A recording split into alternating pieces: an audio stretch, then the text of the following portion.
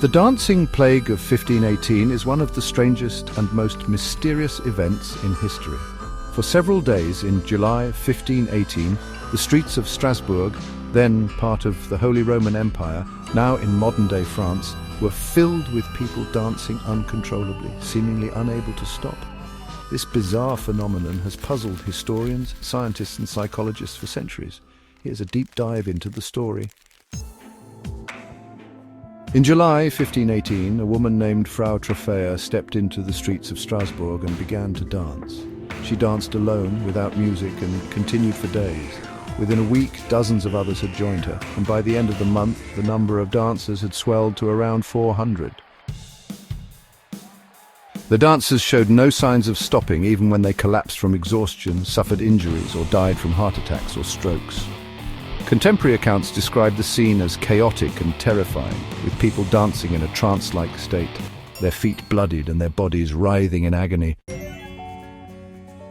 The local authorities were baffled, but initially believed the dancing was a natural disease caused by hot blood. To cure the afflicted, they encouraged more dancing, even hiring musicians and constructing stages. However, this only worsened the situation, and the dancing continued unabated. Eventually, the authorities changed their approach. They banned music and dancing and organized religious processions to pray for divine intervention. By September, the epidemic had subsided and the surviving dancers returned to their normal lives. The dancing plague of 1518 has been the subject of much speculation and debate. Here are some of the most prominent theories. Mass psychogenic illness, or MPI.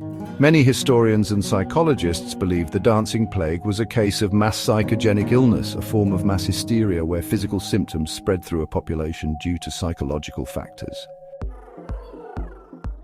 Stress, famine and disease were rampant in Strasbourg at the time, which could have triggered the outbreak. Another theory suggests the dancers were poisoned by ergot, a fungus that grows on rye and produces chemicals similar to LSD. Ergot poisoning, also known as St. Anthony's fire, can cause hallucinations, convulsions, and erratic behavior.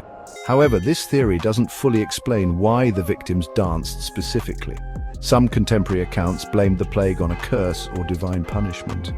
The people of Strasbourg were deeply religious, and the dancing may have been interpreted as a sign of spiritual distress.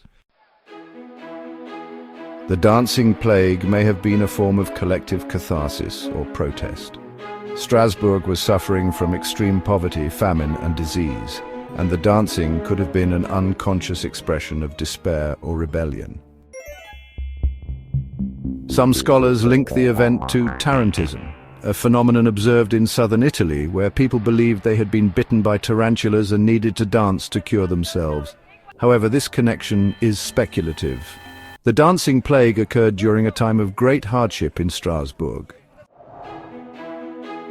The region was experiencing famine. Poor harvests had led to widespread hunger. Disease, epidemics of syphilis, smallpox, and leprosy were common.